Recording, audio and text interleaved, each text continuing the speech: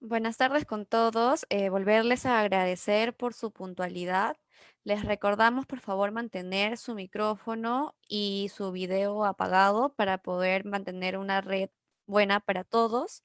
Y ya estaremos comenzando en breves minutos. Muchas gracias.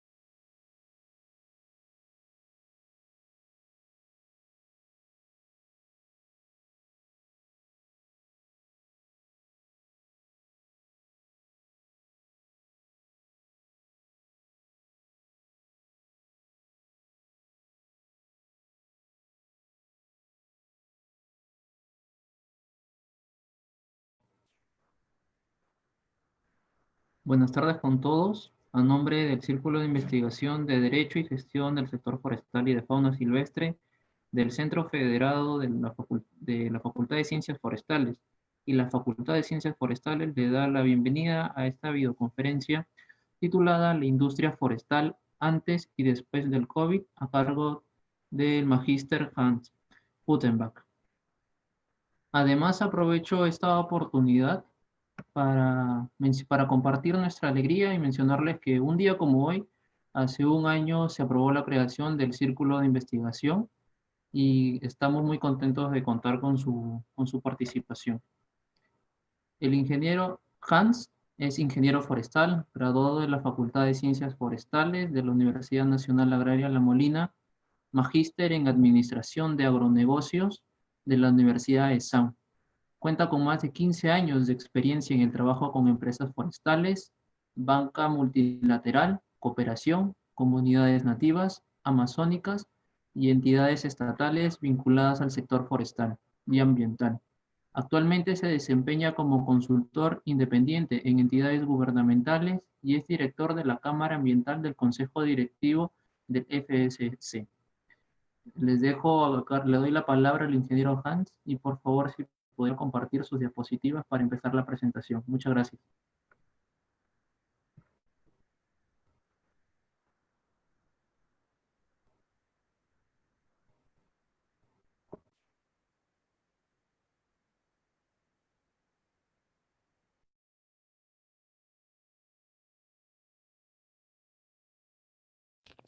Disculpe, su micrófono está apagado. No logramos escucharlo. ¿Ahí? Sí, ¿Está ahora bien? sí. Muchas gracias. Ya, gracias a ustedes. Bueno, primeramente quiero eh, agradecer a la Facultad de Ciencias Forestales por la invitación. Quiero agradecer al Círculo, que también, el Círculo de Investigación que está apoyando estos eventos. Eh, y bueno, agradecer a todos los participantes por conectarse para esta presentación. Bueno, el tema es la industria forestal, como mencionó antes y después del COVID. Esta presentación, antes que nada, nuevamente me presento. Yo soy Hans Butgenbach, egresado, como mencionaron, de esta facultad. y vengo algunos años trabajando alrededor, en realidad, de industria forestal en nuestro país. Per se, los colegas forestales, mucho más especializados en industrias, eh, tienen un concepto particular sobre el tema de transformación. En este caso, voy a justamente tratar de dar un alcance un poco mayor para abordar eh, el contexto COVID de manera un poquito más amplia, ¿no? Focalizando un poco el tema en el tema de bosque y la parte de transformación primaria, como vamos a ver un poquito más adelante. En general, el tema de la industria, este es un concepto que quise tomar de partida para poder contextualizar un poco la actividad. Este es un concepto básico que menciona que es una actividad económica, técnica, que consiste principalmente en transformar materias primas hasta convertirlas en productos adecuados para satisfacer necesidades del hombre. Como les mencioné, quiero dar un alcance mayor al tema de la transformación. El manejo forestal, por un lado, que implica la silvicultura y extracción, la transformación primaria, y la transformación secundaria, que es un sector bastante importante en ciudades en nuestro país, que tal vez lo voy a dejar un poco también para ver algunas generalidades, en tanto que el tema COVID sectorial está más focalizado en los dos primeros temas, ¿no? Que es el manejo forestal y la transformación primaria. Esta primera parte va a buscar dar un diagnóstico de lo que veníamos teniendo en el sector hasta el año 2019, inicios del 2020, con la información más reciente que he podido tener. Y es un diagnóstico clásico que hemos estado acostumbrados a ver en el sector de alguna forma, pero que hoy en un contexto COVID nos va a parecer un poco un espejo, ¿no? De cómo están las cosas hoy. Y luego al final de la presentación voy a dar algunas propuestas, algunas recomendaciones que van a permitir eh, articular algunos temas para proyectar de alguna forma algunas recomendaciones frente a lo que hemos podido ver hasta hoy en el sector. Eh, bueno, son datos básicos del sector, comenzando con que tenemos una gran cantidad de bosques naturales en el país, casi 90% de la Amazonía es bosques, y del país estamos alrededor del 60%, ¿no? Estas áreas de bosques tienen ocupación de tres categorías importantes, sin dejar de lado otras que vamos a mencionar un poco más en las tortas que están al costado. 9.7 millones son concesiones maderables. Recientemente hay una incorporación importante de concesiones de conservación, sobre todo en San Martín, algunas concesiones pequeñas que se han ido sumando en Ucayali también. Y bueno, las no maderables, que la más representativa es la castaña, que está en Madre de Dios, tiene 800.000 hectáreas alrededor, es un poquito más. Y hay otras modalidades de concesión que no son muy visibles porque no hay mucha cantidad ni tampoco mucha área, como son las concesiones de reforestación, algunas de ecoturismo que son bastante importantes en Madre de Dios, por ejemplo, y de otros frutos no maderables, como Chiringa, que también ha habido iniciativas de este tipo en concesiones. Comunidades nativas que ocupan alrededor de 10 millones de hectáreas aproximadamente, en realidad son más, hay todo un proceso también de reconocimiento de espacios nuevos de comunidades. En el caso de concesiones hay toda una dinámica propia de la concesión, de ser caducada o de ser nuevamente otorgada, que es lo que estaba pasando en los últimos años con la nueva ley forestal. Se han otorgado concesiones sobre áreas que ya habían sido concesionadas antes. Y las áreas naturales protegidas, que incluyen también áreas de conservación regional importantes, que es una modalidad que ha ido creciendo en la última década, digamos. Hay alrededor de 3,5 millones de hectáreas de áreas de conservación regional incluidas y alrededor de 300.000 ACPs, áreas de conservación privada, que están dentro de propiedad privada, pero han buscado su reconocimiento en el CERNAM. Algunos datos, y disculpen que tome datos pegados un poco al tema de la madera. Sé que en el sector se estila ver esto de manera más amplia. Voy a acomodar algunos datos de otros sectores, como los no maderables mismos que hemos visto acá en la ocupación de la Amazonía, pero va a haber un enfoque hacia el sector donde he podido encontrar un poco más información. Y información fresca también, que es bueno ver, ¿no? ProBosques hace poco presentó información, me pareció importante ponerla ahora en contexto o para esta presentación. Por un lado, tenemos se ha hecho una evaluación de la producción por títulos habilitantes de estas modalidades, y hay fuentes directas evaluadas con este estudio que 37% eh, digamos que la madera que tenemos proviene de títulos habilitantes de comunidades nativas, que es un número que siempre ha sido un número, digamos que no muy certero, y que el estudio reciente de ProBosques muestra un dato bastante importante. En tanto se convierte en un grupo importante para el sector madera en el país. El segundo grupo está en las concesiones forestales maderables.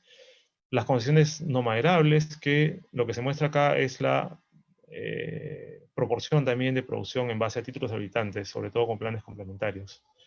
Predios privados que llegan al 12% y bosques locales que suman 5%. Más adelante vamos a ver algunos detalles de los temas de acceso a estas modalidades. Y en la parte de abajo es un dato que aún entiendo está todavía en construcción, es una proporción de dónde provienen las fuentes principales de madera que se han evaluado, ¿no? Ucayali, que representa el 33%, Loreto 39%, Madre de Dios 25%. Como vemos más adelante, la siguiente lámina que habla un poco más de la parte de industrias. Eso no avanza.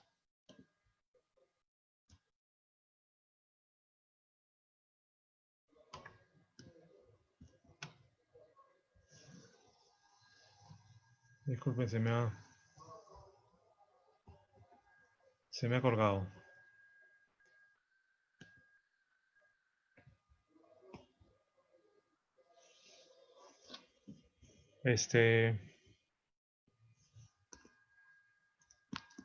Voy a salir un ratito de la pantalla porque se me ha colgado.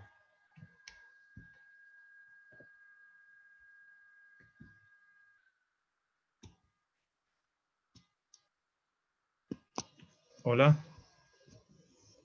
Perdón, ¿se me escucha o se ha Sí, colgado la...? sí, ¿Sí? sí se logra escuchar. Ya. No sé cómo hacer esto, que no avanza.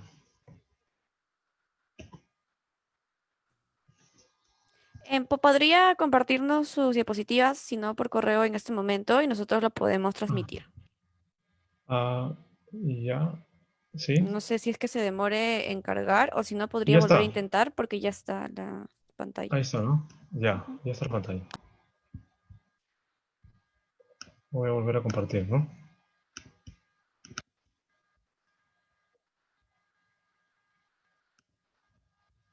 Disculpe un momento.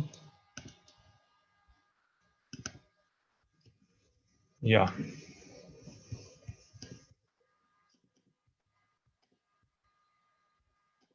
Ok. Eh, bueno, espero que no se cuelgue. Esta es información de la parte de transformación primaria. Es información que he tomado del CERFOR, es información actualizada hasta el 2019. Como decía, esta es una foto de lo que ha pasado hasta el año pasado, ¿no? CERFOR tiene más de 2.000 registros en realidad a nivel nacional de transformación primaria, tanto de flora como de fauna. De estas, 733 están vigentes, que es un detalle importante y es un número que hay que hacer seguimiento. al tema de la vigencia de estas plantas de transformación, en tanto la vigencia muestra la actividad formal, por lo menos, de estos centros, ¿no? Lo que muestra, contrastado con la lámina anterior, esta transformación, es que hay una gran cantidad de plantas de transformación en selva central, contrastado con la pequeña proporción que se tiene de títulos habitantes en selva central, por lo menos llama bastante la atención. En Loreto son 64, Ucayali 44, Madre de Dios 24. Y de hecho que el número no refleja necesariamente el volumen que se produce en cada región. A nivel de transformación, por lo menos, el volumen más importante del país sale de Ucayali. En tanto, es donde están la mayor cantidad de plantas de transformación grandes, importantes en términos de madera en el país. Y mucha de la madera que proviene de Loreto pasa por Ucayali y es transformada ahí, ¿no? En Selva Central, a pesar de que no hay o hay una cantidad importante de transformación, son pequeños aserraderos, la mayoría, ¿no? Salvo algunos que tienen una producción importante en la región. Esto más adelante quiero ponerlo un poco en contexto más espacial, en tanto el COVID hoy demanda que veamos un poco también la dinámica espacial de estas industrias en la Amazonía. Esos son números que seguramente ustedes van a poder revisar. Esto lo saqué de un estudio también del sector madera de FAO del 2018. Son números bastante interesantes que no hacen más que confirmar la estadística en realidad que se ha venido mostrando a través de los años respecto al tema de exportación, respecto al tema de importación y respecto al mercado nacional en el país. Prácticamente hay un consumo del 90% de lo que producimos que queda en el país. Por tanto, los mercados nacionales son los más importantes en términos de producción y también de ingresos. La exportación refleja el 10% y la importación alcanza los 315 millones de dólares, ¿no? Si a esto le sumamos a algunos detalles que hay que ver siempre en perspectiva, en tanto, si bien existen estos volúmenes de madera, existe también exportaciones, por ejemplo, importantes de castaña, ¿no? Que superan, dependiendo del año, los 25 o 35 millones de dólares por año. La tara, que también se exporta como tara en polvo, que es un producto no maderable importante, por un valor que se estima igual en 40, 50 millones, dependiendo un poco del año, ¿no? Y en términos de otros productos no maderables, la misma cochinilla está clasificada como un producto no maderable y entra dentro de esta balanza forestal, digamos así, es importante. Y suman alrededor de 220, 210 millones de dólares por año aproximadamente estos productos no maderables. A nivel de mercado nacional es importante ver que, digamos que el sector más importante, que vamos a ver un poquito más adelante, o el rubro más importante del mercado nacional se enfoca en muchos muebles, se tiene pallets que son madera para embalaje, y se tiene madera para construcción, ¿no? Son tres de los rubros más importantes. Luego de estos hay una serie de pequeños rubros especializados que también suman a este mercado nacional. Y no hay que dejar de ver la importación, que es un número que siempre se menciona en el sector, que es principalmente madera que proviene de plantación. Y ojo que 200 a un poco más, 200, 220 millones se estima que son papel y cartón corrugado, ¿no? Y no hay que dejar de mencionar que también exportamos. O sea, si uno pone en perspectiva solamente productos a nivel país, en un momento del 2013 hice un pequeño balance, un análisis. El primer producto que tenemos en realidad como país de exportación en ese momento era cartones corrugados, que se iban principalmente para Ecuador, para embalaje de plátanos, ¿no?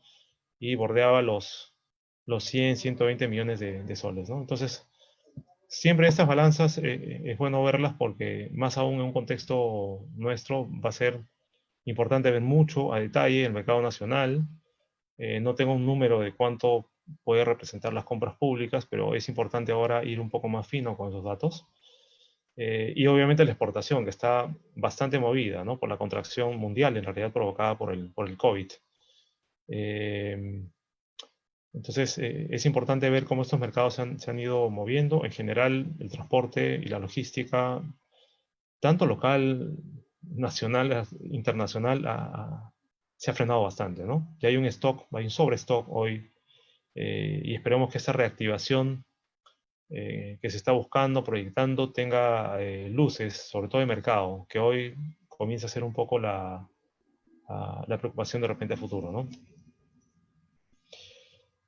Este mismo estudio menciona algunos datos importantes. He querido rescatar un par de cuadros para reflejar un poco en términos laborales cuánto refleja nuestro sector, cuánto puede representar, agrupado siempre en estos tres grupos. El manejo forestal, disculpen que se me ha pasado la primera columna, es la primera línea que ustedes ven, esta, representa el manejo forestal, la segunda es la industria de transformación primaria y la tercera es la industria de transformación secundaria, ¿no? Son tres rubros grandes, dentro tienen pequeños rubros que he tratado de agrupar para mostrar un poco y seguir la secuencia de la primera lámina de alcance. Como ustedes pueden ver, hay una tasa de formalidad de empresa. Bueno, la cantidad de empresas, 3.651 empresas en manejo forestal, 2.104 en transformación primaria y 18.196 en transformación secundaria, ¿no? En total, se ha calculado que hay unas 23.951 empresas formales en el país. Se tienen las tasas de formalidad en base a un estudio de OIT, que ha sido el estudio de base para dar estas referencias. Se ha hecho un cálculo en base a estas proporciones y se ha estimado que hay 65.597 empresas más, digamos, en el medio informal, ¿no? Haciendo un total de 89.548 empresas. Y ustedes ven ahí los rubros. En base a esto se ha hecho una estimación también, bueno, no es, los trabajadores formales no es una estimación, es fuente directa SUNAT. Son alrededor de 83.952 personas en el sector formal, según estas categorías SIU que se ha clasificado en base a SUNAT. Y luego se ha trabajado con una tasa de formalidad en el trabajo, ¿no? Que es donde tenemos números bastante menos óptimos que la tasa de formalidad empresarial. En términos laborales, la transformación el manejo forestal tiene un 4% de formalidad en términos de trabajo, la transformación primaria 41% y la secundaria en 12%. Si vemos la estimación total entre formal e informal, los trabajadores del sector llegan a representar casi 883.812 trabajadores, ¿no? Que están alrededor del rubro. O sea, alrededor de 1 millón de personas, digamos, están vinculadas, tanto en la cadena, tanto en el manejo forestal como la transformación primaria y la transformación secundaria, ¿no? He tratado de rescatar algunos, otros de los rubros. Yo creo que habría que profundizar en otros subsectores o pequeños sectores, más que subsectores, son pequeños sectores forestales. Se tiene la castaña, que que he mencionado al principio, que es un rubro importante a nivel país y sobre todo región. En Madre de Dios tenemos, digamos, unas 800 concesiones castañeras que dan trabajo alrededor de 15 a 20.000 personas, ¿no? Esto equivale casi al 20% de la población de Madre de Dios. Ahí más adelante vamos a contextualizar cuál es el impacto también sobre esta actividad y estos grupos en la región en torno al COVID. Y luego se tiene la tara, que también es un producto importante, que se distribuye un poco más en la sierra del país.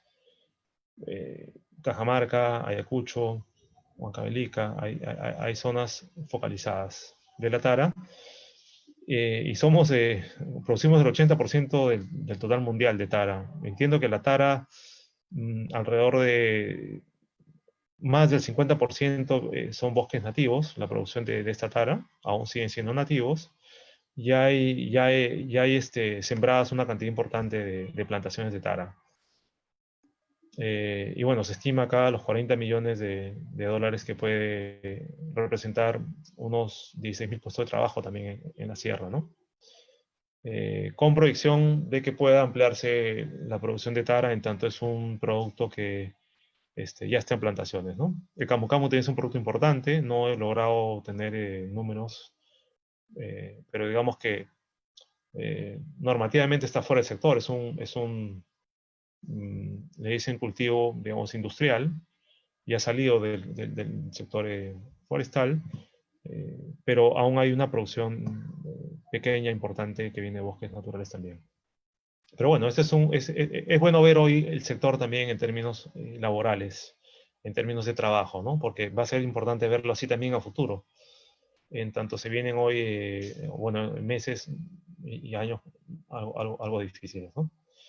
Quería rescatar algunos, creo que la lista podría hacerse un poco más larga, tal vez me olvide de algunas cosas, pero vamos a ir un poco recogiendo detalles en la misma más adelante, ¿no? Sin ningún orden de importancia, en realidad he tomado referencia al regente forestal, en tanto también estoy tratando de enfocar la presentación hacia los alumnos de la facultad. El rol del regente en los últimos años ha mejorado bastante las condiciones para implementar y gestionar operaciones de manejo forestal, especialmente en operaciones realizadas en concesiones y comunidades. En tanto también el resto de rubros como son los no maderables, las concesiones de ecoturismo, de castaña, han liberado un poco el requisito que había de que profesionales estén constantemente apoyando labores de desarrollo de planes de manejo, pero por simplificación razonable también de procedimientos, se ha optado por tipos de planes de manejo que no requieren firma o suscripción de un regente. Entonces, el regente se ha enfocado mucho más en la implementación y gestión de operaciones de manejo forestal, sobre todo maderable en estos dos grupos de usuarios, ¿no? En transformación primaria ni tampoco secundaria se requiere per se un regente, pero sí es importante destacar que muchos profesionales trabajan en la transformación primaria y secundaria, ¿no? Sin dejar de lado también los técnicos forestales que vienen de algunos institutos, sobre todo de Pucallpa y de Iquitos. Hay un avance importante respecto a responsabilidad solidaria, que es un mecanismo legal bastante importante, que ha permitido de alguna forma tener mejores condiciones habilitantes entre titulares de títulos habilitantes y servicios de terceros, ¿no? Esto es un tema que ha favorecido mucho relaciones entre concesiones y terceros que, digamos, tienen maquinaria, equipo alquilado, por ejemplo, o comunidades igual que tienen contratos con terceros. El tema, de alguna forma, de OSINFOR y CERFOR hay un balance positivo, sobre todo en los últimos años, a pesar de que hay que reconocer que ha habido problemas muy importantes en la última década también, pero es importante también destacar que el sector ha avanzado, ¿no? Ha avanzado bastante en temas de supervisión, de verificación, que son procedimientos bastante exigentes, ¿no? La verificación básicamente va enfocado a especies CITES y hay una verificación del 100% de individuos. En el caso de supervisión hay una muestra importante de operaciones y hay bastante evidencia que justo este estudio de ProBosques ha mostrado que hay una respuesta favorable en los últimos años, sobre todo de productores, y que son reflejados con estos dos actos, ¿no? La certificación forestal, que no deja de ser importante, no solo en temas de madera. Comentarles que la castaña fue el primer producto que tuvo certificación FSC en el país. antes inclusive que los maderables, pero no funcionó muy bien. Y entiendo que optaron por una certificación orgánica, que es la que productores hasta hoy sostienen, ¿no? Y en términos de manejo forestal, pues maderable, hay operaciones importantes certificadas tanto en bosque como en transformación primaria. Se tienen muy pocas experiencias de certificación bajo cadena de custodia en transformación secundaria. Y últimamente se ha abierto un frente bastante importante de certificaciones de papel, ¿no? Muchas imprentas, industrias promovidas por la demanda del propio Estado, entiendo desde MINAM, que se han implementado políticas de compras públicas de papel certificado, ¿no? Yo entiendo que hay una demanda importante que ha tenido también cabida en otros sectores fuera del Estado, ¿no? Ojalá eso pueda ser replicado a nivel sector madera, por lo menos, que se tiene hace muchos años estos temas y aún no se logra concretar. Mercados certificados, por lo menos, de madera por compras públicas. Lo otro que ha logrado la certificación es mejorar capacidades humanas para responder a exigencias de implementar protocolos ambientales, sociales, laborales, ocupacionales. Hay un importante grupo que se ha ido formando alrededor de estas operaciones y han desarrollado bastante capacidad técnica para poder trabajar con estos estándares que, con sus defectos, son internacionales y han logrado entornos bastante favorables para desarrollo de operaciones de manejo y aprovechamiento forestal. Y también transformación, obviamente. A pesar de las limitaciones del financiamiento, existen también iniciativas que han mostrado avances importantes, con caídas y subidas. Se tienen plantaciones que han ido, digamos, consolidándose, como les digo, con sus procesos. Están ahí sosteniendo producción, incorporando más áreas, sobre todo. Porcón, que es un icono para los forestales que estamos en este rubro. Hay una dinámica importante en Junín, en la zona de Huancayo, con el eucalipto, que es una dinámica local particular que yo creo que necesita más visibilidad, pero se tiene producción importante de eucalipto en esta zona. Oxapampa, que hace unos años estuvo un proyecto, Fondebosques, que trabajó bastante bien y el emprendimiento local ha logrado que hoy ya se estén realizando, cosechando áreas importantes y volúmenes importantes en área de plantaciones. Y hay todo un mercado local asociado a las casas de madera también, ¿no? Se tiene Ramsa, que está un poco paralizado, pero es un referente importante en el país, dado que, digamos, que es una plantación de bolaina, que ha desarrollado áreas extensas de una especie nativa en el país. Y en Madre de Dios tienen Teca, que también es una experiencia que siempre está, digamos, viéndose cómo va, ¿no? Otras iniciativas como Refinca, que es una iniciativa reciente, que también tiene una proyección importante. Y bueno, concesiones referentes, se tiene WON, el consolidado Cepagua, Green Gold, algunas comunidades que destacan siempre, Puerto Esperanza, por ejemplo, que no es muy conocida, no redunda mucho, pero es una comunidad muy interesante en Atalaya. Se tiene Aider con una comunidad que es Callería, es una comunidad que tiene una certificación la más antigua del país y la que ha sostenido mucho más tiempo también el certificado con apoyo de Aider. Bélgica, en Madre de Dios, que con sus bajas y subidas tiene también en la alta escala experiencias importantes. En Selva Central también Coriteni siempre es un referente, una comunidad bastante interesante. Hace poco hicieron una sistematización de las experiencias y las etapas que han ido pasando estas iniciativas.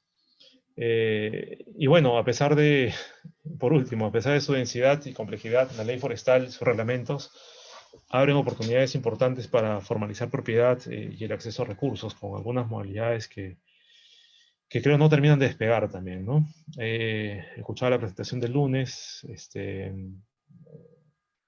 respecto al tema de leyes y normas, siempre estamos tratando de construir todo de cero, pero yo creo que es bueno comenzar a ver temas, ¿no?, específicos y ver no solamente normas complementarias. Yo creo que hay que ver un poco reglamento, ley forestal y ver cómo se pueden ir mejorando algunos temas que están trabados en este punto, ¿no?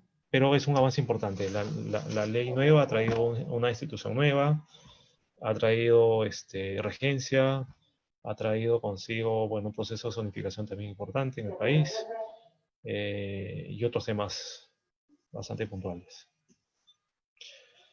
Y bueno, esto es un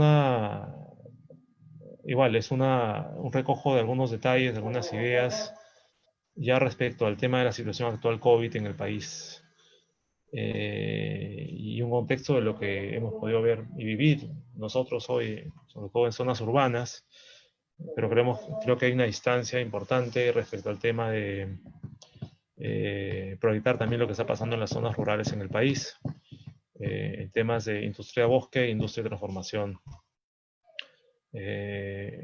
La cuarentena comenzó el 17 de marzo, ya vamos casi por el día exacto, llegando al marzo, abril, mayo, junio, al tercer mes, 90 días, donde se detuvieron las actividades económicas en el país, salvo las esenciales que conocemos, ¿no? Alimentos, medicina, y algo de transporte también vinculado a estas actividades.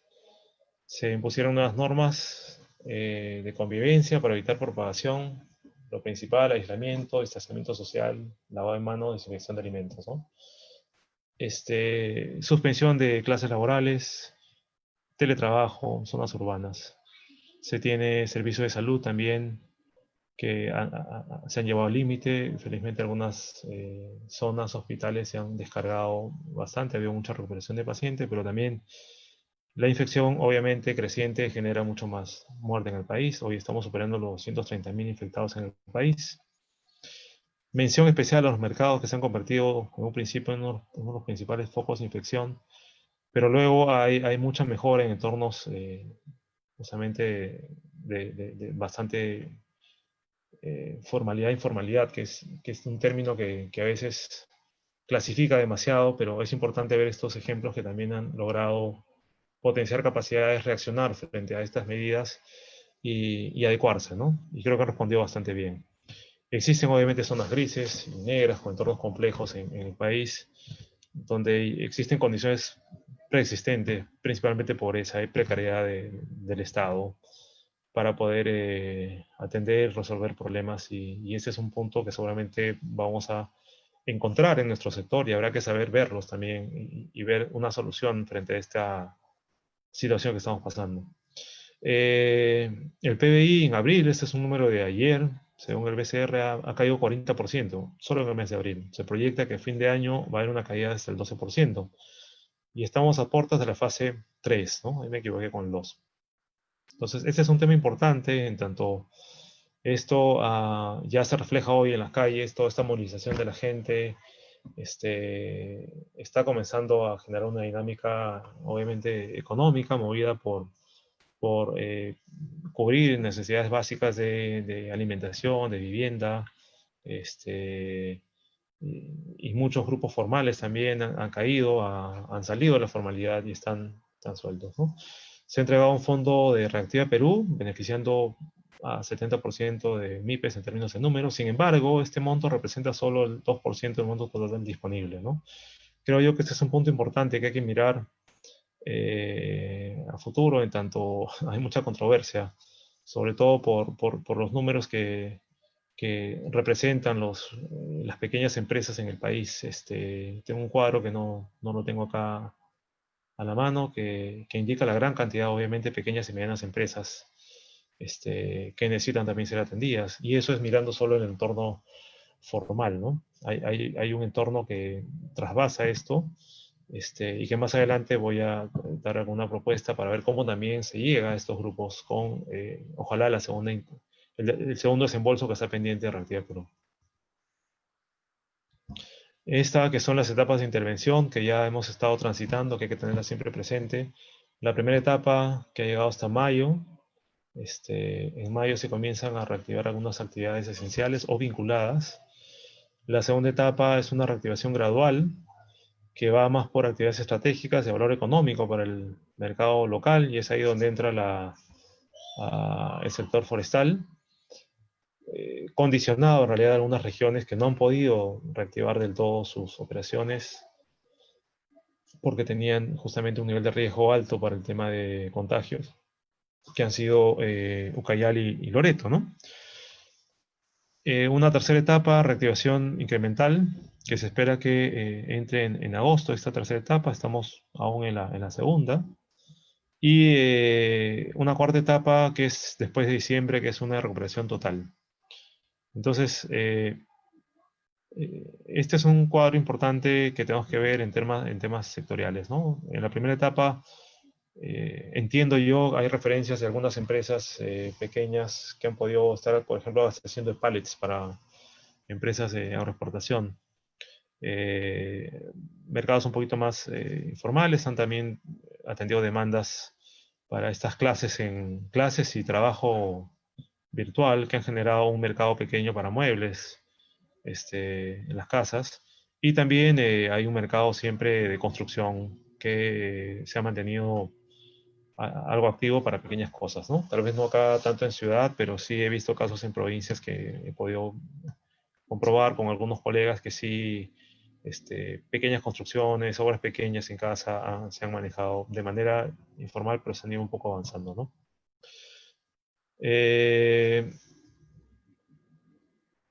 Entonces, acá, esta lámina trata de hacer algunas preguntas importantes para poder ver cómo estaba o qué estaba pasando en nuestro sector cuando se dio la cuarentena y cómo esto se ha ido un poco reacomodando sobre la marcha, ¿no? Bueno, básicamente de lo más importante que se puede ver es que, bueno, las principales actividades forestales en el país se dan en Amazonía, y la Amazonía tiene un ciclo normal que le dicen zafra. La zafra es una época del año donde se pueden realizar las actividades de una actividad específica. En este caso van en la época de verano, que comienza aproximadamente en abril, se termina abril en mayo, junio, en algunas regiones, y se proyectan hasta diciembre, noviembre. Entonces, han habido muchas operaciones que estaban en marcha, básicamente operaciones en bosque, algunos censos, por ejemplo, que estaban terminándose. La castaña, que tiene un periodo de cosecha que va de diciembre hasta marzo-abril. Digamos que no es una actividad que le haya afectado mucho el tema de bosque, sino más bien, no tengo dato exacto, pero el tema de transformación, exportación, seguramente ha tenido algún tipo de impacto, aunque es un producto alimenticio, así que potencialmente no tiene, entiendo, muchos riesgos, salvo los propios de todos los sectores, ¿no? Que son el transporte restringido, que ha complicado mucho la logística entre países, localmente también hay rondas, hay controles, hay zonas que se han cerrado totalmente, y los pases interprovinciales también son bastante complejos, ¿no? Se tiene que el CERFOR aprueba el protocolo de implementación de medidas de vigilancia para el sector forestal el 12 de mayo, ¿no? Como parte de esta fase 1 que estaba terminando. Y bueno, a hoy, es una noticia que he podido sacar de ayer, hay 250 productores ya cuentan con protocolos que han sido aprobados por el MINSA. Y durante la vigencia de esta norma, el tránsito ha sido bastante restringido, ¿no? Este es un punto muy importante, ¿no? Y lo que mencioné arriba, que Ucayali y Loreto, por su alta tasa de contagios, han tenido reactivación de industrias, pero muy limitado, ¿no?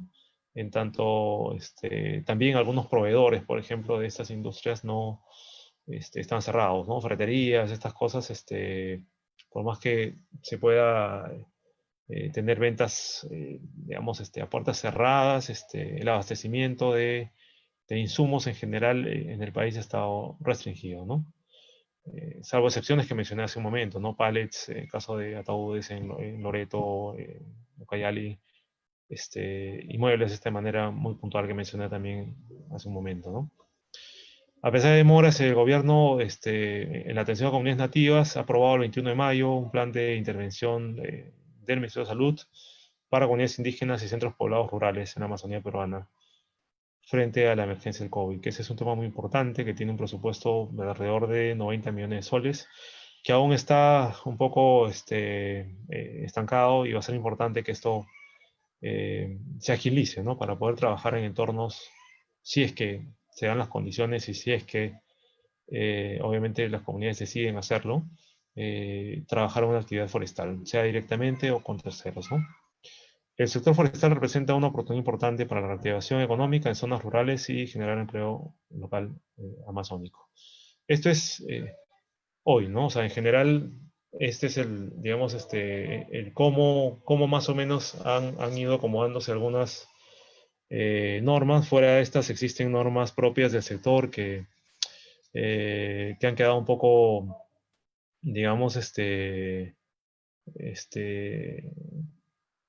ahí en trámites, por ejemplo, administrativos, ¿no? Un plan operativo, un plan de manejo que estaba en curso de ser aprobado.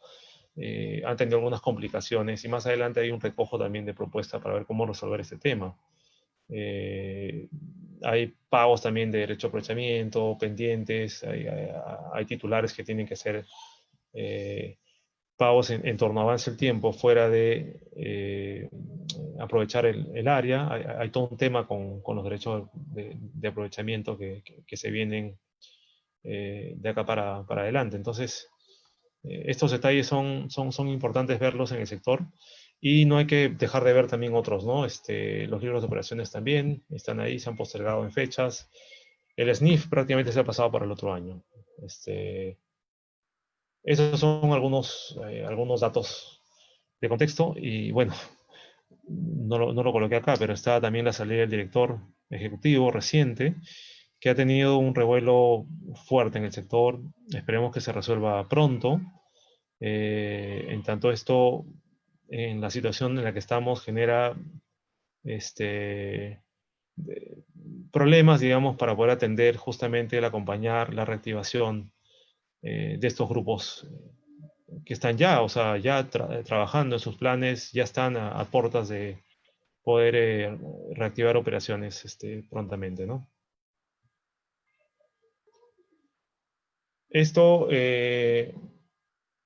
recoge algunas propuestas, o trato de colocar algunas propuestas, intentando ensayar algunas cosas básicas que habría que ir haciendo, en tanto demandamos de tener información oportuna, actual, para ver cómo están esta reactivación per se, ¿no? Fuera de los registros que ya existen, hay que ver dónde están ubicadas estas empresas que ya están con protocolos aprobados, tanto de transformación primaria como de bosque. Es importante inclusive saber si muchas de estas van a realizar operaciones, si son operaciones importantes, si son pequeños productores que igual están limitados por algún tema específico, normativo. Se imaginarán, o sea, un productor que tiene acceso a ciudad, a internet, a ciertas condiciones, pequeños productores que trabajan alrededor, que puedan haber ya accedido a algún canal formal. Es necesario poder identificar esto, ¿no? Tenemos zonas importantes en el país que destacan, que hay que ver si han recibido, tienen condiciones de recibir incentivos, y ver cómo se proyecta una focalización regional, local, ¿no? No se cuenta con información actualizada y detallada, y es importante comenzar a ver la reactivación, comenzar a ver las condiciones locales. Es importante que las autoridades locales, forestales, y yo diría que también las nacionales vinculadas al sector, comiencen a trabajar en este tema, en estrategias para ver cómo están las condiciones de reactivación, para no tener conflictos, ni tampoco encontrarse con riesgos grandes relacionados al tema COVID en las zonas, ¿no? Y decisiones también que son parte propiamente de las iniciativas locales que hay para aceptar o no trabajar bajo ciertas condiciones seguramente nuevas que van a ir cambiando, ¿no? Al igual que se ha restringido el transporte hoy en ciudad, a nivel local hay una organización, o hay organizaciones locales que ya tienen establecidas ciertas pautas va a ser importante entrar con todo un tema comunicacional, y ahí creo yo que el MINSA, con estos recursos asignados y la Dirección de Pueblos Indígenas que tienen a cargo, va a ser importante que pueda tener una coordinación mayor con los indígenas regionales, locales, de las zonas que se ven afectadas hoy por el COVID, ¿no? Entonces, va a ser importante hacer este trabajo inicial para poder abordar la situación y acompañar al productor que esté interesado en reactivar sus operaciones. Estos son retos y contrastes en torno al COVID en el país. Yo creo que revisando el protocolo sin ir a detalles, se puede tener opción a mejoras en esos protocolos, mirando un poco tal vez las escalas, en tanto tiene una orientación bastante industrial, que es buena, el protocolizar estas intervenciones de las industrias, tanto en bosque como en planta. Es bueno también contextualizar algunos temas de transporte, por ejemplo, vinculados a bosque. Hay detalles ahí que se pueden mejorar, ajustar. Ya hay bastante un poco de los trámites en línea que se pueden disminuir bastantes riesgos, ¿no? Entiendo que hay iniciativas regionales que están tratando de tener plataformas justamente que permitan un menor contacto entre funcionarios y productores, donde se puedan dar las condiciones. Y es importante, ¿no? También articular estos protocolos COVID con otros del gobierno central, hasta inclusive iniciativas regionales, ¿no? Que ya existen y que se han trabajado. Municipios, gerencias indígenas, entiendo que tienen propuestas. En MINSA también esta propuesta es importante, en tanto el tema de comunidades, lo resalto, es un grupo importante en el país, y hay que tener un trabajo cercano con representantes de comunidades nativas. Hay que articular mucho con los comités COVID, que se han convertido en espacios muy importantes, bastante fuertes, que reúnen a todas las autoridades provinciales, locales. El tema de rondas rurales, urbanas, que son experiencias muy importantes, que también se han activado en muchas zonas del país. Comités de vigilancia, ¿no? Yo creo que rondas lo menciono urbano, porque también hay todo un trabajo que hay que hacer en las propias ciudades, que no hay mucha costumbre de ver grupos de rondas urbanas, pero la situación ha dado condiciones para que estas rondas se promuevan, primeramente por un tema de control de ingresos, y ahora va a haber todo un rol de acompañar la reactivación también económica. Una de ellas el sector forestal, pero considero que hay otras que ya han estado trabajando, ya hay mecanismos que se pueden aprovechar, en tanto hay mucha similitud también para poder trabajar reactivación, o tal vez ya existen también en ciertas regiones del país ya una actividad de transformación, por ejemplo, que ya se esté dando y que pueda sumar a ver cómo se articula mejor esta iniciativa de reactivación, ¿no? Hay que aprovechar la conectividad de algunos productores para crear condiciones donde exista.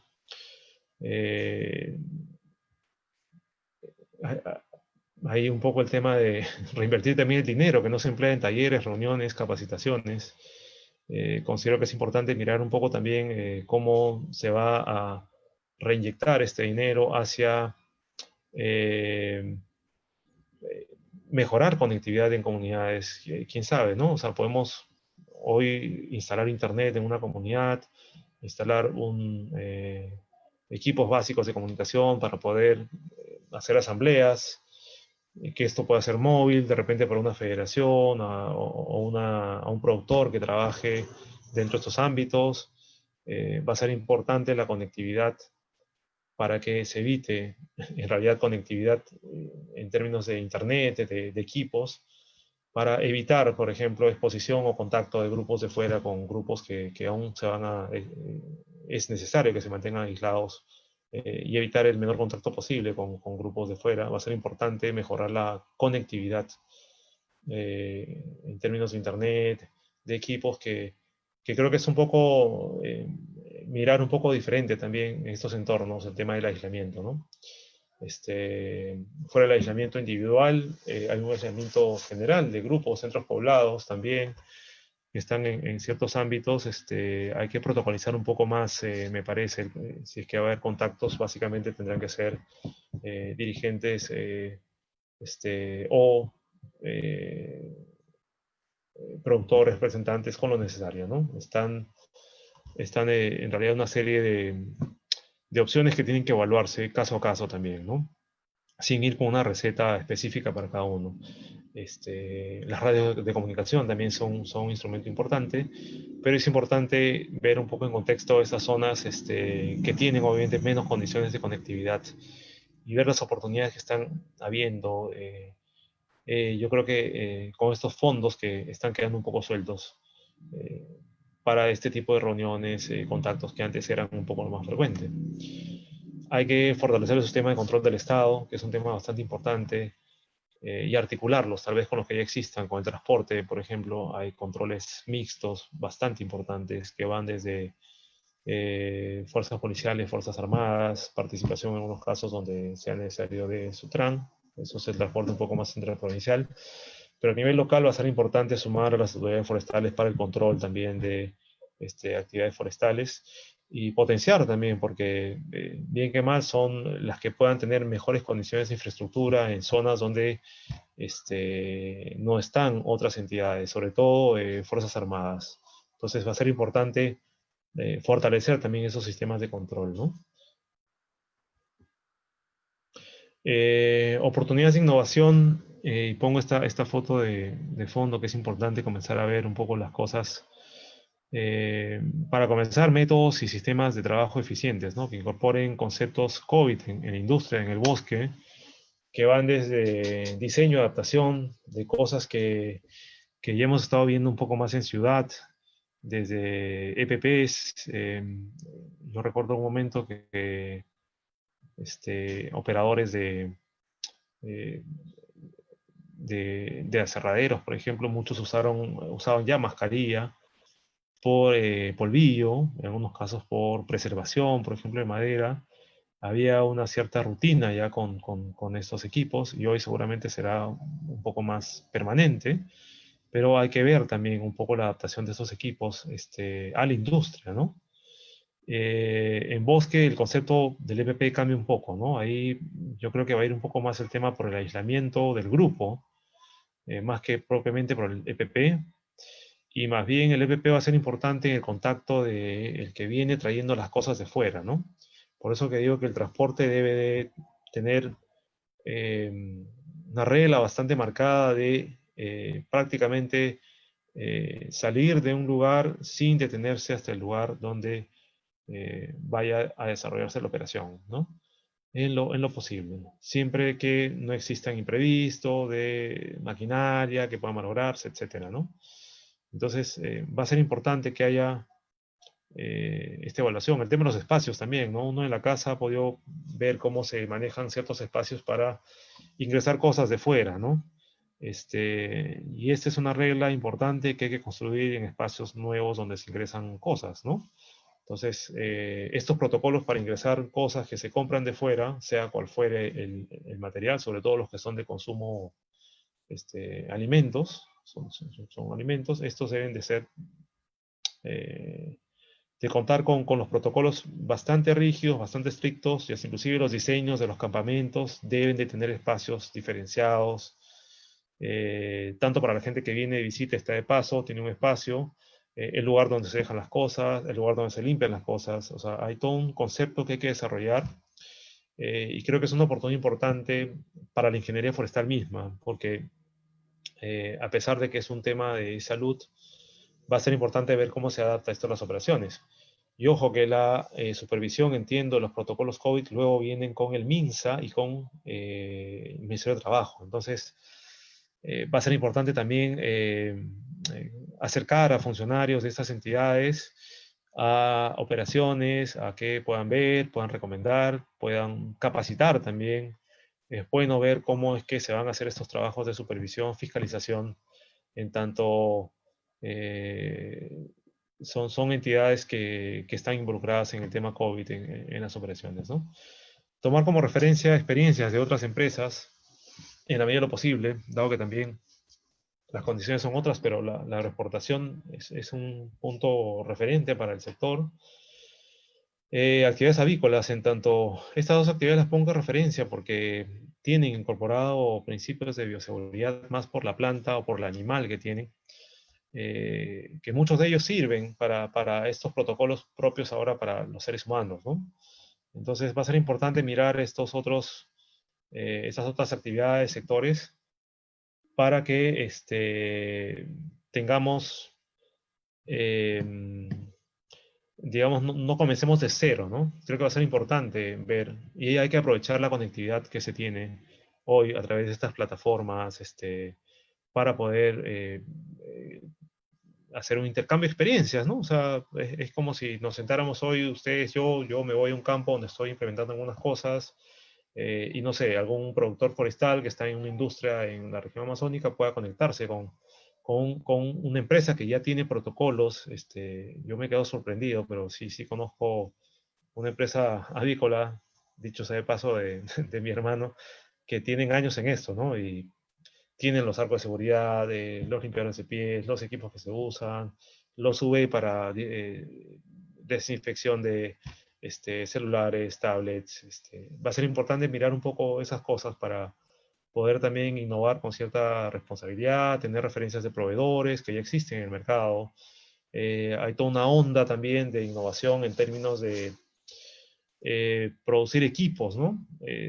Ahora el lavado de manos, por ejemplo, yo he visto por lo menos unas 10 opciones de lavado de manos sin contacto, por ejemplo, para poder abrir las llaves, ¿no? Y hay que ver cómo se pueden adaptar a un costo también razonable, ¿no? Eh, es importante, y esto lo resalto, la adaptación o desarrollo informático para digitalizar la información forestal.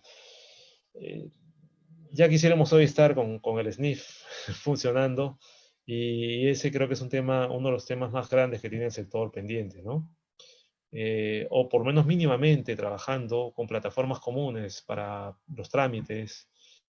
Esta imagen que ustedes ven en el fondo en la presentación es una imagen que básicamente cruza la información que ya es generada por una plataforma como el Geobosques con una parcela, un plan operativo. Y tengo por ahí un modelo donde ya estaba superpuesto, por ejemplo, la dispersión de especies, ¿no? En una operación. Entonces, en realidad esta tecnología se usa de manera muy puntual, no es muy dinámica, no es muy cotidiana, pero creo yo que la integración de una plataforma virtual para yo poder verificar construcción de caminos, aprovechamiento de árboles, construcción de patios. Miren, no es muy complicado y creo yo no es muy costoso, ¿no? Y se tiene GeoCerfor, pero hay que ver cómo esto se articula a nivel local para cargar información a tiempo real, sin necesidad de esperar el diseño final de un SNIF. Así como hay aplicativo hoy para la guía de transporte, yo creo que esto debería ser un aplicativo que ya lo he intentado el GeoBosques, entiendo, pero ahí hay sus detalles que podrían mejorarse un poquito para soportar este tipo de información o esta demanda específica de, de una autoridad forestal, por ejemplo, que quiera supervisar de manera un poco más específica, más controlada, más direccionada, si quieren ustedes verlo, porque a veces uno va a ciegas cuando va a campo, pero esta información creo yo eh, eh, se desaprovecha, ¿no? Para poder mejorar esta digitalización, ¿no? Y obviamente en temas de trazabilidad más aún, ¿no? En temas de volúmenes hay toda una discusión de los libros de operaciones, pero creo yo que es necesario sentarse a pensar en un plan de corto plazo, que no debe ser el 2021, ¿no? Hay que aprovechar la ola de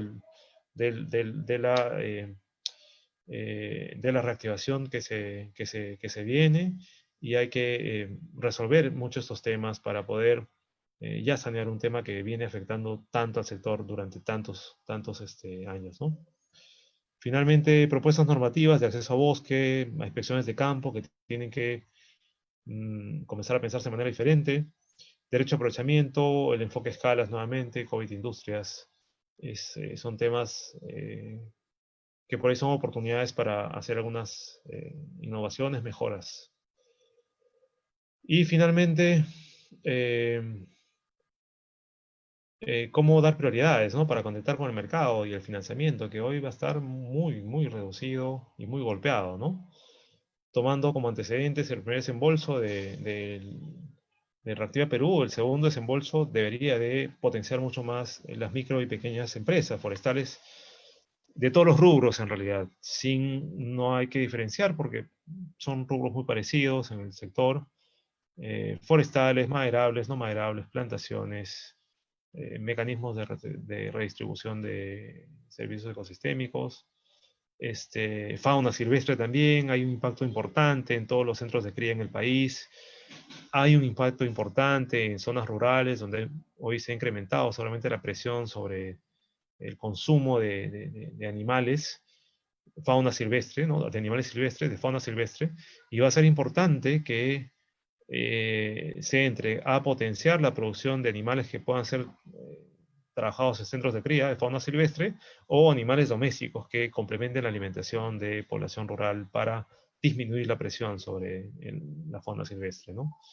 Evaluar estrategias con cajas rurales y pymes, dado que la banca de mayor peso tiene una relación diferente con grupos pequeños, agilizar la ejecución de proyectos de inversión en cartera, FIP, PRE, DCI, Serfor, sobre todo KfW, porque entiendo que Serfor CAF ya está cerrando, y hay que, creo yo, potenciar mucho más la imagen de cambio climático, hay que aprovechar mucho más el concepto de degradación para poder ver cómo estos proyectos también responden a una necesidad de adaptarse a las actividades, y no necesariamente al pago por reducir deforestación, sino también por ver cómo se termina de medir la degradación sin tampoco complejizar mucho el procedimiento, pero garantizar con evidencias claras que se puede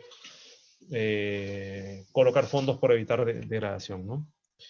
Se debe aprovechar capacidades establecidas, creo yo, en tanto se tiene un potencial importante de proyectos que ya han sido culminados. Serfor Minam, perdón, Serfor CAF y Minam CAF son dos proyectos importantes que han trabajado fondos con grupos de productores. Es importante ver esos grupos cómo están, retomar. El programa Bosque se puede repotenciar. Creo yo, los que han terminado, por ejemplo, un proceso de transferencia directa condicionada con el programa Bosques pueden ver de escalar a cajas rurales e pymes. Podría ampliarse también a otros grupos de productores que entiendo que están considerados en el FIP. Agroideas igual no deja de ser una puerta abierta siempre para el sector. FUNCODES, que ha tenido siempre iniciativas importantes. O generar también espacios organizativos, asociaciones que tan descuidadas están también en el país. Y yo creo que en estos temas sí nos ha acogido bastante mal, pero se pueden, creo yo, potenciar. Hay asociaciones que se pueden reactivar, que están ahí, que tienen algunos temas de actualización de vigencia, actualización de directivas, de socios, en rubros forestales, ¿no? Y para todos, ¿no? Para las plantaciones, para comunidades que ya tienen, en realidad, tienen un corro organizativo bastante importante que deben de potenciarse, ¿no? Y finalmente hay un tema de compras públicas importantes que se tiene que trabajar. Es increíble que hasta ahora no se haya logrado esto, sobre todo en el Minedu, Ministerio de Vivienda. Entiendo que este año ya habían destinado más de 20 millones de soles en compras y todo se había ido para compras con materiales de metal y otros materiales, ¿no? Entonces es importante actualizar la norma técnica peruana para especies, porque también estamos desactualizados en eso. Entonces no sirve de mucho si no tenemos esa norma técnica aprobada para poder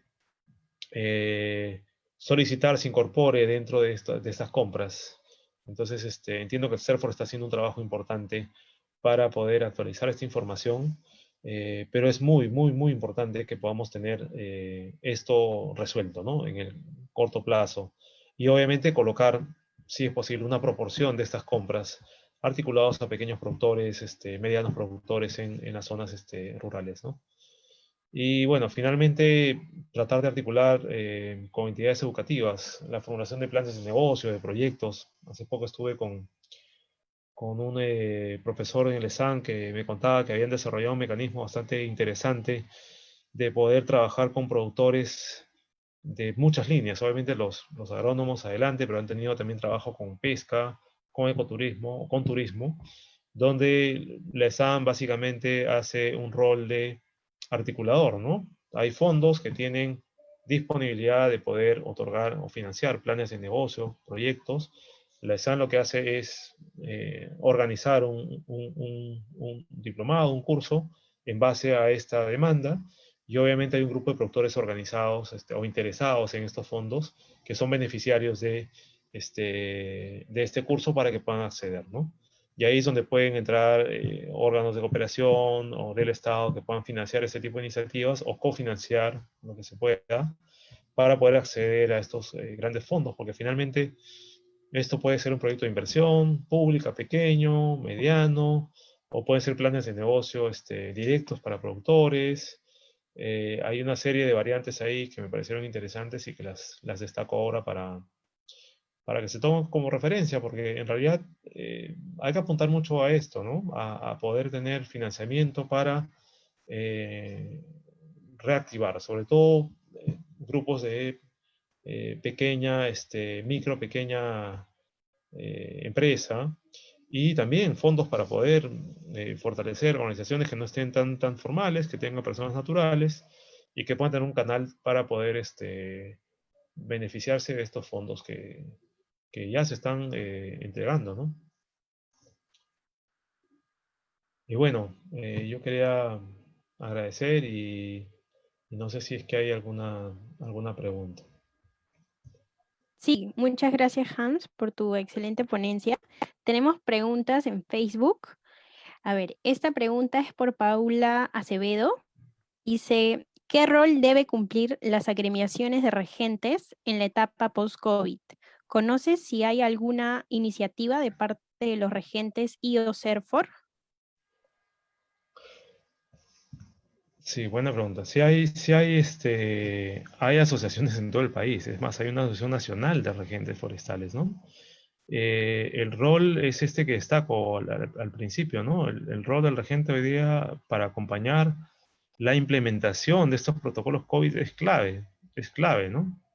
Y hasta inclusive va a ser clave el rol de el regente forestal frente a los otros organismos que están viniendo ahora a la supervisión y fiscalización de los protocolos, que son el MINSA y el Ministerio de Trabajo. Entonces, eh, tienen un rol importantísimo que debe de fortalecerse, y son el brazo técnico prácticamente hoy de los principales productores o las principales zonas productoras en el país, ¿no? Tenemos otra pregunta de Facebook por Alex Chero. Nos dice, los actores informales en el sector forestal aún no encuentran las herramientas necesarias para formalizarse en el sector forestal. ¿Cómo podríamos articular al Estado, empresa, academia, de forma que se pueda tener a un plazo corto, mediano y largo, que sea efectiva y real, para que solo se movilice de manera formal y legal en el país?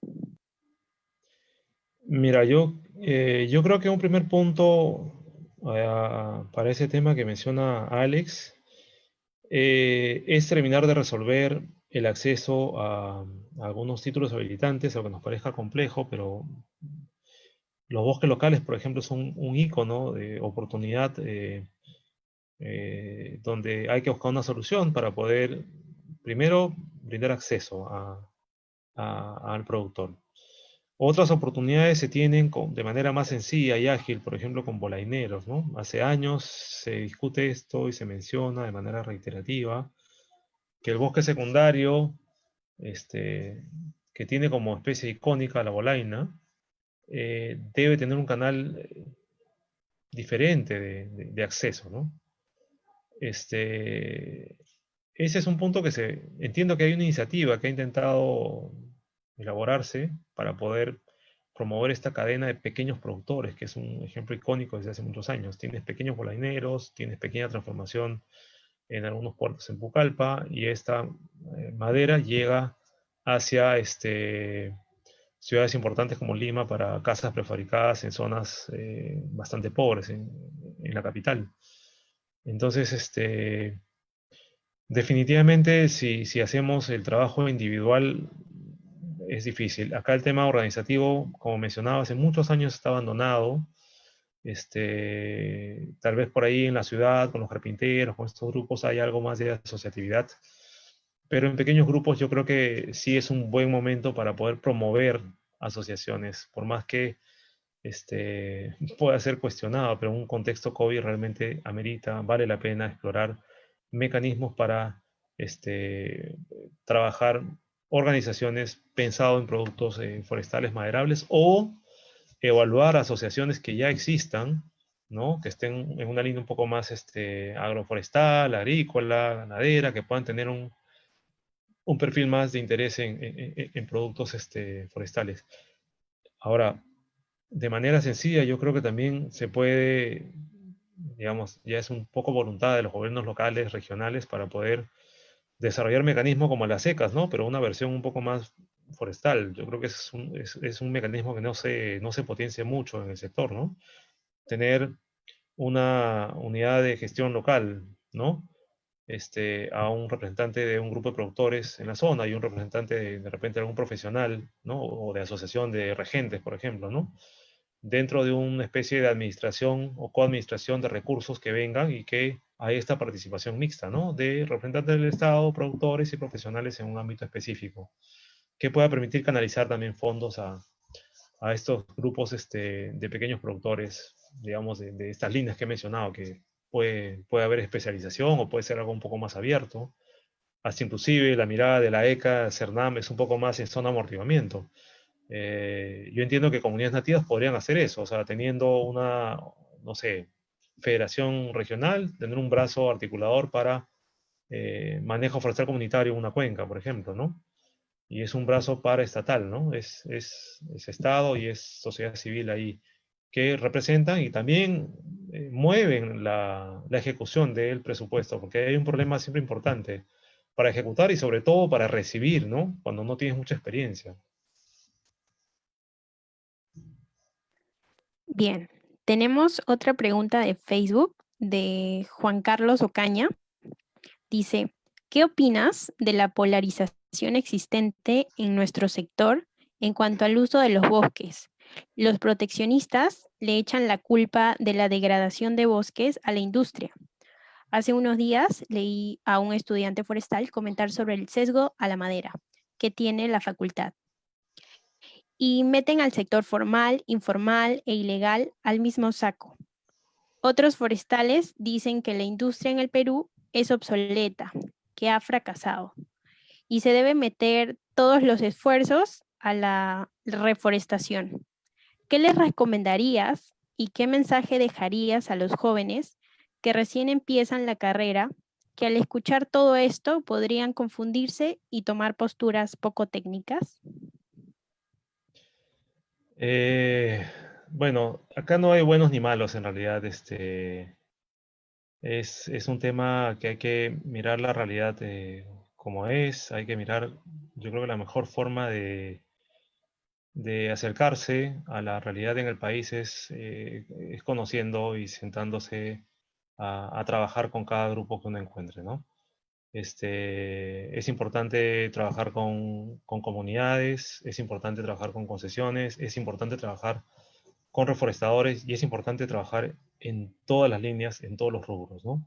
Lo que no es saludable sí a veces es cargar culpas ajenas, ¿no? Yo creo que cada entorno, cada subactividad dentro de nuestra carrera nos puede llevar por caminos diferentes. El tema es que podamos sentarnos a conversar sobre los temas comunes que puedan buscar solución a problemas que golpean tanto nuestro sector hace tantos años, ¿no?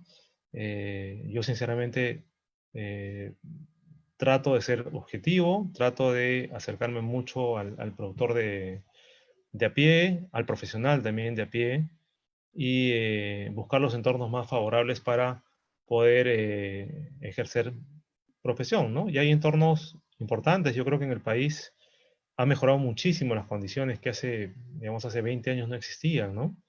Y creo que la certificación, creo que las reforestaciones, que muchas hoy están certificadas también, o bueno, pequeñas han sido certificadas, la propia transformación primaria es vista muy, muy de lejos, ¿no? Y hasta inclusive la transformación secundaria, cuando son líneas muy pegadas a nuestra carrera. Y ahí, y bueno, hay una serie de factores que creo que nos deben de llevar a buscar soluciones y a tener discusiones técnicas en grupos tal vez más específicos para ver cómo se resuelven algunos temas, cómo se desarrollan propuestas, ojalá gremiales como forestales, poder llegar a acuerdos en estos temas sería bastante hoy en un contexto tan politizado, en un sector tan golpeado. Y evidentemente con áreas de bosque que definitivamente están siendo deforestadas por un lado. Puede haber unos ajustes de manejo, ¿sí? Racionales, posibles, que puedan responder también a una realidad bastante complicada, ¿no? Es bueno ver las cosas, me parece por ese lado, ¿no? Buscando resolver problemas y sí, podemos tener diferencias cada uno desde nuestro punto de vista, pero es bueno sentarse a escuchar al otro, es bueno sentarse a conocer al productor, a la persona de a pie, ¿no? A veces las distancias nos dan un poco de ese sesgo de moral alta que eso creo que no lleva a nada, ¿no? No conlleva nada juzgar también a personas en situación informal, en mucha pobreza, que la van a pasar mal, sobre todo en situaciones en las que estamos pasando, ¿no? Perfecto. Tenemos una pregunta en Zoom de Martín Rivas Plata. Nos dice, ¿cuál cree usted que debería ser el rol del ingeniero forestal en la industria forestal? Si bien al momento de egresar de la carrera sabemos de todo un poco, sin embargo, durante la experiencia en campo o en la industria, nos damos cuenta de la situación actual. Considero que los forestales necesitamos roles específicos en la empresa forestal, más que todo administrativos y financieros. Bueno, yo por la experiencia sobre estos temas recomiendo siempre explorar temas nuevos siempre, ¿no? La carrera forestal es bastante buena, tiene un enfoque interesante, pero creo también tiene una posición bastante a veces técnica, es cierto, sobre todo cuando estamos frente a una industria o una operación en realidad también va a demandar que tú tengas capacidades de gestión que no son fáciles de formar solo con un curso, sino más bien si por ahí tienen la oportunidad ustedes de poder desarrollar algún tipo de emprendimiento, les va a ayudar mucho, de cualquier rubro, ¿no? Sea cual sea el rubro que ustedes puedan desarrollar fuera de su carrera o que complemente su carrera, va a ayudar mucho que ustedes potencien sus capacidades de gestión y de administración. Siempre se van a encontrar ahí con temas de SUNAT, ¿no? Temas contables, temas administrativos, temas de manejo de personal, que van a ser siempre espacios donde van a ustedes poder también desarrollar habilidades diferentes. Hasta inclusive la gestión pública necesita mucho de gestión y administración, ¿no? Y hasta inclusive temas legales ahí que siempre están vinculados a estos temas, ¿no? Entonces siempre nos movemos en estos frentes y yo les diría que traten de aprender, ¿no? O sea, no se peguen a lo que solo conocen, a lo técnico, no. O sea, y si lo pueden explorar directamente con emprendimientos de cualquier tipo que ustedes puedan tener, les va a ayudar mucho a que puedan desarrollar capacidades de gestión. Si logran hacerlo en una industria, yo recomiendo que comiencen de abajo, conozcan bastante, vayan al campo, pónganse a disposición de la persona con más experiencia en la planta, si es un horno de secado, el que está encargado del horno de secado, si es una planta de transformación, el que está a cargo de la sierra cinta, no sé, un operador importante al cual ustedes eh, puedan tener acceso a esa experiencia. Es realmente enriquecedor también aprender de estas labores, ¿no? Lamentablemente en el país no hay mucho este valor, ¿no? Y ahí sí, yo siempre he escuchado del servicio forestal en Estados Unidos que le da un valor muy fuerte a este tema, ¿no? A la experiencia en campo, ¿no? A ser administrador, a ser encargado de un área, tiene un rol y un estatus bastante grande que ojalá eh, todos podamos explorar, poder ser ese encargado de una operación de este tipo, ¿no? Bien, tenemos otra pregunta de Facebook, también por Alex Chero. Nos dice, Hans, ¿es posible que las comunidades nativas puedan trabajar todos los recursos del bosque con apoyo del Estado y empresas privadas, apoyo económico, técnico, y puedan obtener los recursos económicos que necesitan para su actividad diaria? ¿Conoces alguna experiencia de comunidades nativas que haya logrado una mejora de su economía por las actividades forestales? Es importante que los estudiantes conozcan que los recursos forestales pueden ser utilizados sosteniblemente. Gracias. Sí, bueno, claro que sí. Yo conozco experiencias interesantes de comunidades que han podido, por supuesto, que han tenido acuerdos bastante buenos en temas técnicos, en temas económicos y sobre todo en temas de manejo de las decisiones de cómo administrar y cómo usar el dinero también dentro de la propia comunidad, ¿no? Hay experiencias que puedo darles una referencia importante. Siempre refiero a Puerto Esperanza hoy, que es una experiencia muy simpática en Atalaya, que ha pasado un poco por varias escalas, han trabajado, y es una experiencia muy similar en otras comunidades que conozco, ¿no? Que han comenzado con la baja escala, autogestionada, trabajada por la propia comunidad en un área bastante grande, y que luego han pasado a una mediana escala con un aprovechamiento, intensidad mediana y han llegado hasta a una alta escala de trabajo. Y sí, o sea, el dinero puede ser, si es bien usado, es invertido bien en las familias, en obras comunales, eh, que cada vez son mejores, yo creo, los modelos que se encuentran de este tipo y en actividades productivas mismas, ¿no? Son reinvertidas en agricultura, en cacao, en café. Es importante mirar también, yo creo, el mismo concepto de manejo forestal comunitario bajo estos modelos. A veces cuesta porque casi siempre nos pegamos al modelo autogestionario, que es bueno en ciertos lugares. Por ejemplo, Ucayali y Loreto tienen condiciones espectaculares para poder en ciertas zonas hacer el aprovechamiento con baja escala, ¿no? Porque hay mano de obra de comunidad nativa que tiene perfil para identificar un árbol, para hacer un censo, para talar un árbol, porque manejan bien la motosierra, ¿no? Pero si uno se va a hacer la central, las comunidades son un poco más agricultoras, entonces hay menos posibilidades.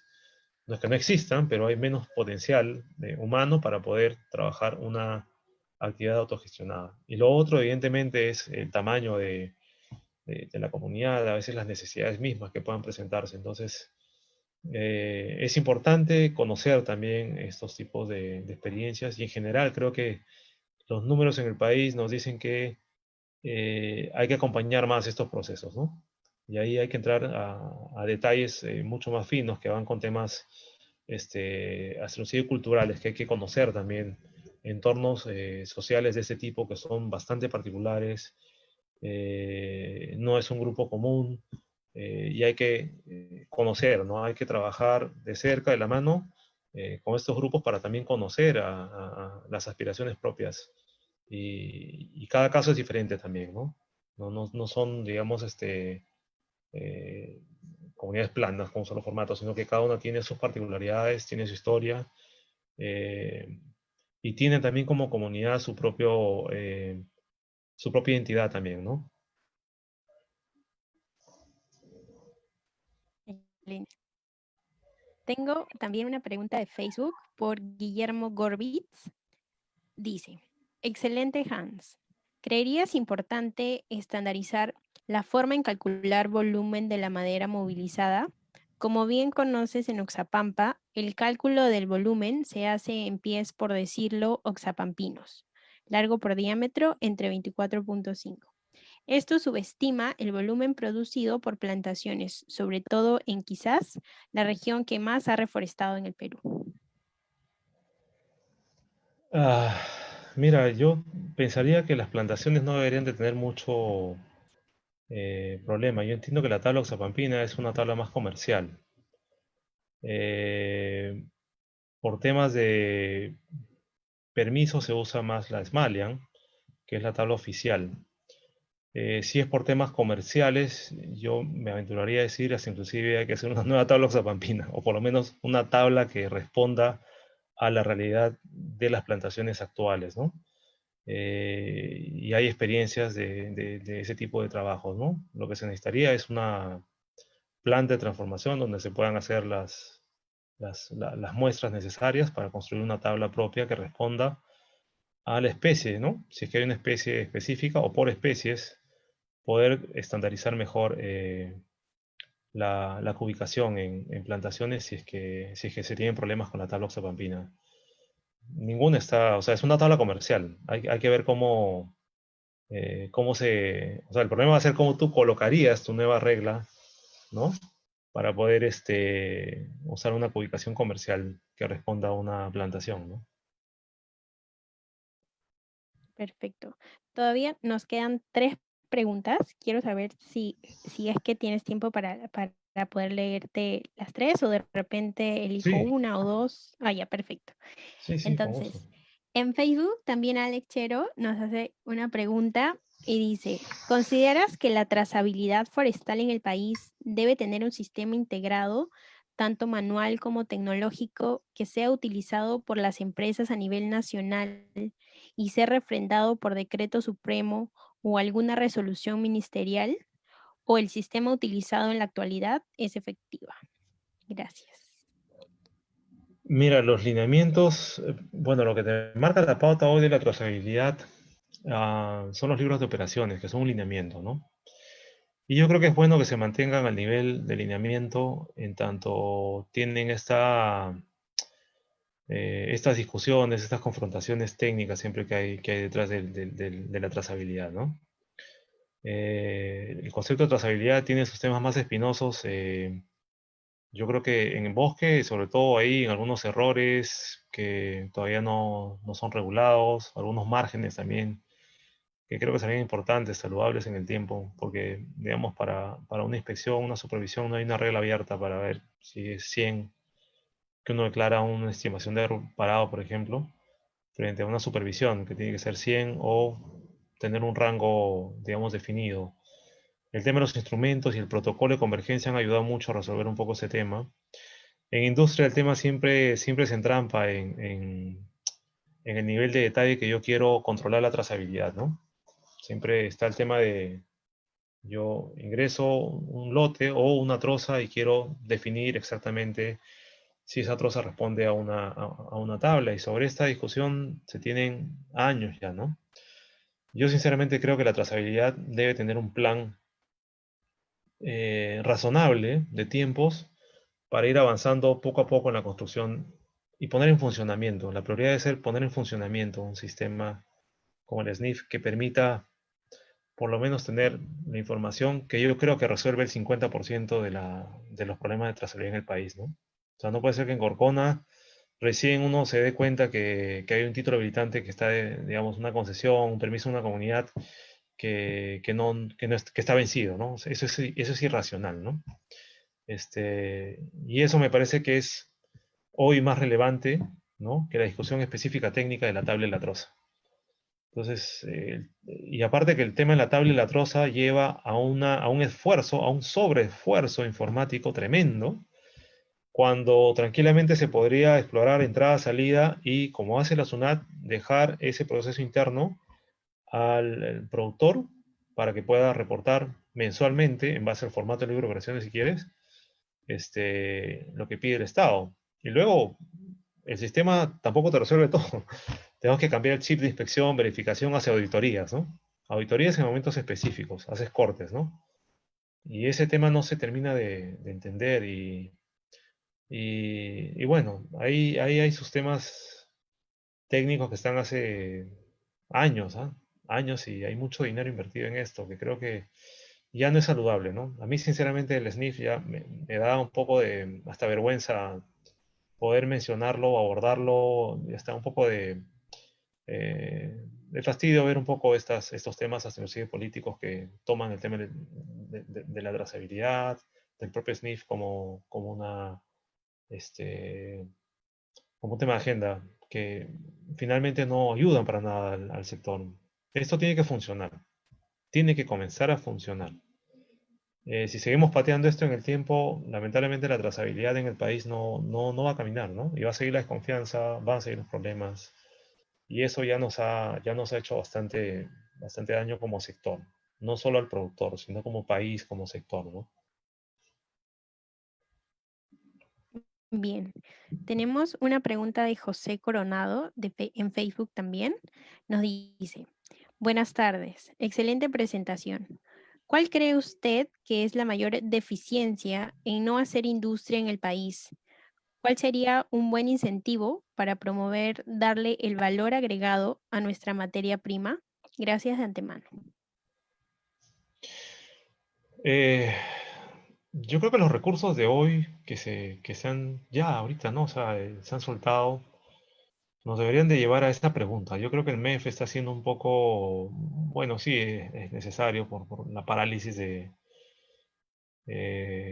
país prácticamente estos meses, por reactivar la economía, pero podríamos hacer un mínimo esfuerzo de que esto se inyecte mucho más al tema del valor agregado, sobre todo en productos de bosques naturales, ¿no? Sea madera, sea cualquier producto. Realmente necesitamos que exista ese incentivo directo.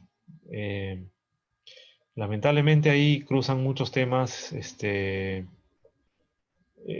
tal vez un poco políticos, que van sin mirar mucho estos detalles, pero es importante, ¿no? Es importante. Hay iniciativas pequeñas, ahí la transformación secundaria tiene mucha iniciativa que es poco valorada también. A veces dentro de nuestro propio sector no miramos esa industria o estos grupos de muebles, de carpinterías. Es importante mirar ahí, en términos también de construcción con madera, es importante pensar que yo entiendo, 30-40% de la producción de madera, de bosques naturales, terminan encofrados, ¿no? Hay unos números ahí que hay que confirmar, pero sé que hay una buena cantidad de madera de bosque natural que terminan en encofrados de 3 o 7 usos, y de ahí eso regularmente tiene un destino de descarte, ¿no? Mucho en el mar del país, ¿no? Bien, tenemos una última pregunta de Facebook también por José Orlando Castro. Nos dice, ¿por qué los gobiernos regionales, San Martín, autorizan la creación de áreas de conservación desconociendo los derechos de los colonos y comunidades asentadas? No conozco el tema específico de las concesiones de conservación. Sería importante ver. Yo entiendo que hay mecanismos, ¿no?, legales y revisiones previas al otorgamiento de estas áreas. No sabría dar una respuesta específica sobre el caso, pero entiendo también que hay lineamientos para poder resolver esos problemas, ¿no? Que se ha dado un poco más con concesiones maderables, pero hay unos lineamientos específicos que se desprenden del reglamento para poder resolver esos conflictos de superposición que existen. Y entiendo que ha habido casos ahí en San Martín, pero en áreas más de contratos forestales. De repente sería bueno que puedan explorar esos lineamientos. Hasta inclusive creo que hay lineamientos del 2014, me parece 15, que se usaron para esas situaciones, ¿no? Bien, antes de darle el paso a Kaori, Me han estado preguntando también si de repente puedes darle a los asistentes algún contacto o de repente por interno para que nosotros lo podamos hacer llegar. Sí, claro. Acá en la primera parte de la presentación está mi correo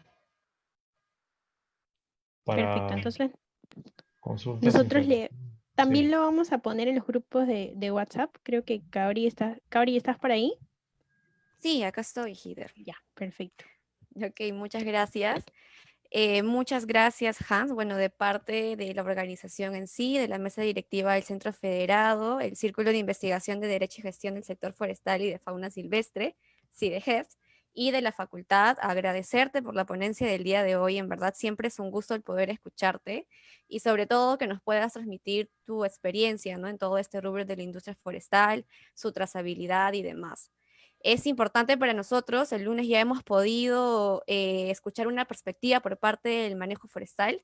El día de hoy estamos escuchando una perspectiva por parte de la industria y nos permite generar a nosotros un análisis, ¿no? Y resaltar la importancia de su ejecución en conjunto. Entonces, bueno, agradecerte nuevamente, han habido bastantes preguntas, ha sido muy interactivo. Y de mi parte, bueno, eso sería todo. Para nosotros nos agradecería mucho el poder tenerte nuevamente más adelante, ¿no? Para alguna futura ponencia.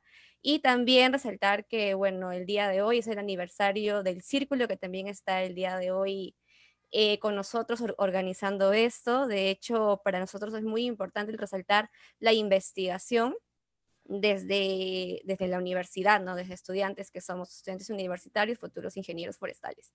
Entonces, mis felicitaciones para ellos y nada, nuevamente muchas gracias, Hans, por tu ponencia del día de hoy.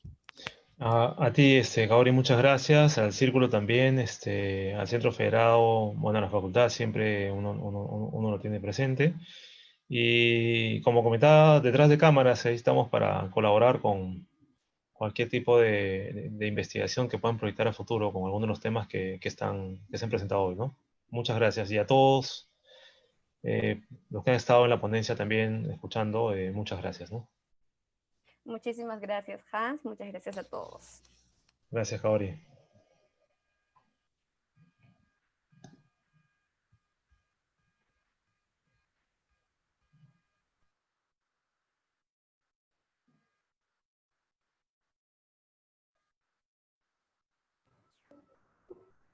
Muchas gracias, Hans, y esperemos estar en contacto con el círculo para de repente coordinar alguna charla o algún conversatorio entre nosotros.